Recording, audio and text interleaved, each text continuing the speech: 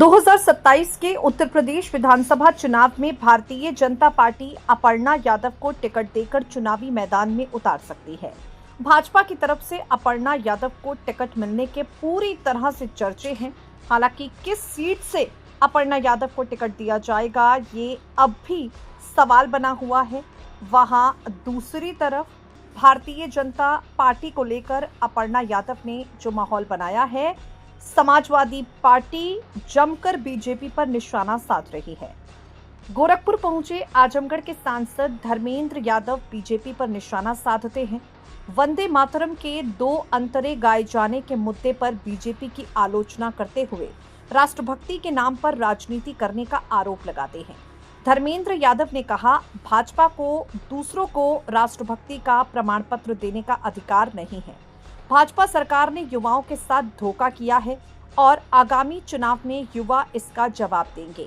जेन जी को लेकर भारतीय जनता पार्टी जिस तरह की तैयारियां कर रही है, उस पर निशाना साधते हुए धर्मेंद्र यादव ने तंज कसा। सपा सांसद ने कहा, जेन जी के लोग भाजपा की नीतियों को समझ चुके हैं और आने वाले चुनाव में पार्टी को सबक सिखाएंगे। वंदे मातरम के 2 अंतरे गाए जाने को लेकर भाजपा की तरफ से विपक्षी दलों की लगातार निंदा की जा रही है। इस मामले पर धर्मेंद्र यादव से सवाल किया गया। उन्होंने कहा, भाजपा को इस मुद्दे पर निंदा करने का अधिकार नहीं है। जब वंदे मातरम लिखा गया था, उस समय भाजपा के किसी नेता या उनके पूर्वजों ने इसे नहीं गाया। उस समय आजादी के लिए लड़ने वाले क्रांतिकारियों और स्वतंत्रता सेनानियों ने वंदे मातरम को गाया। कई स्वतंत्रता सेनानी इसे गाते हुए देश की आजादी के लिए शहीद हो गए। भाजपा को दूसरों को राष्ट्रभक्ति का प्रमाण पत्र देने का काम नहीं करना चाहिए। देश की आजादी में बीजेपी का कोई योगदान नहीं है। देश में जो भी संस्थान और व्यवस्थाएं पहले की सरकारों के समय बनाई गई, उन्हें बीजेपी की सरकार बेचने का काम कर रही है।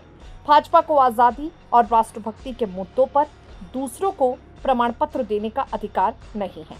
2027 के चुनाव को लेकर तैयारियों से जुड़ा सवाल धर्मेंद्र यादव से किया गया। उन्होंने कहा, सपा पूरी तरह चुनावी मैदान में आ चुकी है। पार्टी आगामी चुनाव को लेकर तैयार है और कार्यकर्ता चुनावी गतिविधियों में जुट चुके हैं।